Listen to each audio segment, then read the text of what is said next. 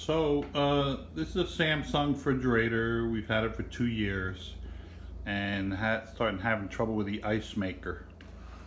The ice maker feeds through the door. Inside it's on the upper left. Anyway, it would freeze up all the time. I thought it out several times. I looked online and I found a guy with some solutions. So I made some adjustments and I think I got it working pretty good. So let's try ice cubes, see what happens.